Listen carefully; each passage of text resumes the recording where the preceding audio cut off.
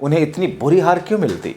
यह गठबंधन आज मजबूरी में बना है क्योंकि कांग्रेस उद्धव ठाकरे के साथ नहीं है, शरद पवार भी उनके साथ नहीं है, इसलिए उन्हें किसी न किसी की जरूरत है। जैसे डूबता हुआ आदमी तिनके का सहारा लेता है, उसी तरह राज ठाकरे का सहारा लेना चाहते हैं। हालांकि वो कहते हैं कि मुझे नहीं लगता कि इससे उन्हें कोई फायदा मिलेगा। दोस्तों, मुंबई मराठा बोलने वाले लोग करीब 26% हैं। मुंबई की बात मैं करूं, ठाकरे परिवार का मुख्य समर्थन इन्हीं लोगों से मिलता है। अब दोनों भाई साथ हैं तो मराठी वोट बंटने के बजाय एक जगह आएंगे, इससे इनके गठबंधन को फायदा होगा। इसके अलावा अगर मुंबई में मुस्लिमों की बात करें तो करीब 11% हैं, ज्यादातर बीजेपी के खिलाफ वोट करते हैं। दलित भी करीब 11% हैं, जिनमें कई बीजेपी को पसंद नहीं करते। अगर ये वोट ठाकरे गठबंधन की तरफ गया तो बीजेपी की चिंता बढ़ेगी ही नहीं, बल्कि बहुत कुछ नया होगा। दोस्तों, 2024 के विधानसभा चुनाव में उद्धव की शिवसेना और राज ठाकरे के एमएनएस को ज्यादा सीटें नहीं मिली थी, लेकिन मुंबई की बीएमसी के 227 वार्डों में अगर देखें तो एमएनएस का बड़ा असर है। 67 वार्डों में एमएनएस को इतने वोट मिले थे कि जीतने वाले उम्मीदवार से वो ज्यादा थे। इनमें से 39 वार्डों में महाविकास अघाड़ी यानी कि एमवीए आगे थी और 28 में सत्ताधारी महायुति। एमएनएस का असर कुल 123 वार्डों में दिखा। अब अगर दोनों पार्टियां साथ लड़ेंगी तो वोट एक दूसरे को ट्रांसफर तो होंगे ही, इससे वो 39 वार्ड तो मजबूत करेंगे ही, 28 वार्ड में भी जीत करेंगे। एमएनएस की ताकत वर्ली, दादर, माहिम, घाटकोपर, विक्रोली और मलाड जैसे मराठी इलाकों में है। दोस्तों, अब इसका महायुति पर कितना असर होगा, क्योंकि ये तो ऐलान कर रहे हैं कि हम तो सुपड़ा साफ कर देंगे।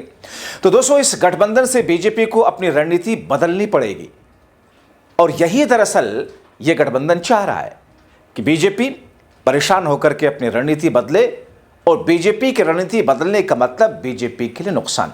अब बीजेपी को ज्यादा अपने साथ एकनाथ शिंदे की शिवसेना पर फोकस करना पड़ेगा। खासतौर पर आप बात देख लें मुंबई, ठाणे, कल्याण, डोंबिवली, नासिक, पुणे और नवी मुंबई जैसे शहरों में जहां मराठी लोग ज्यादा हैं। दोनों ठाकरे भाई हमेशा मराठी मानुस की बात करते हैं। बाला साहब ठाकरे ने इसी मुद्दे पर 1966 में शिवसेना बनाई थी। अब उनकी एकता से मराठी वोटों का ध्रुवीकरण हो सकता है, जो बीजेपी शिंदे गठबंधन के लिए मुश्किल पैदा करेगा। वैसे यह गठबंधन सबके लिए अच्छा नहीं है। कांग्रेस को राज ठाकरे की कट्टर विचारधारा पसंद नहीं, इसलिए कांग्रेस ने कहा कि वो बीएमसी चुनाव अकेले लड़ेगी।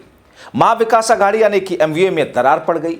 कांग्रेस का कहना है कि उनकी राजनीति सबको साथ लेकर चलने वाली है, इसीलिए एमएनएस जैसे दल के साथ वो नजदीकी नहीं बढ़ाते, बल्कि उनके साथ गठबंधन में आना भी नहीं चाहते।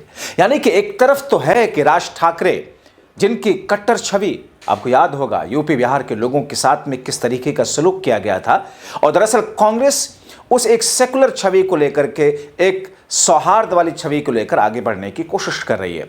मगर राज ठाकरे की वही कट्टरता दरअसल उनकी मजबूती भी है, और इसीलिए उद्धव और राज ठाकरे एक साथ आए, क्योंकि एक तीर से कई निशाना साधने की बातें की जा रही हैं। तो दोस्तों, अब देखना यह होगा कि ये जो दो भाई साथ में आए हैं, क्या दोनों भाइयों के 20 साल के बाद साथ आकर के बीएमसी के चुनाव लड़ने से कोई फायदा इस गठबंधन को होगा, या फिर भारतीय जनता पार्टी 2024 के लोकसभा विधानसभा चुनाव की तरह, या हाल में जो चुनाव हुआ लोकल स्तर का, उसी की तरह से आगे बढ़त जैसा बनाई हुई है वैसी बढ़त बनाए रखेगी। ये तो भविष्य के गर्भ में है। लेकिन दोस्तों, इतना तो तय है कि इस बार बीएमसी का चुनाव एक ऐसे लेवल पर होने जा रहा है जिसमें राज ठाकरे, उद्धव ठाकरे एक साथ हैं। यानी कि मराठी वोट अगर दोनों भाइयों के मिलने से सहानुभूति के साथ में एकजुट हुआ और एकजुटता के साथ में इस गठबंधन के साथ में आया, तो फिर यकीन मानिए कि यह गठबंधन कोई इतिहास भी रच सकता है। कई सारे राजनीतिक पंडित इस बात का जिक्र भी कर रहे हैं। हालांकि सब कुछ भविष्य के गर्भ में है। आप क्या सोचते हैं, अपनी राय कमेंट बॉक्स में जरूर लिखें। अभी के लिए इतना ही। अंत तक वीडियो देखने के लिए आप सबका शुक्रिया।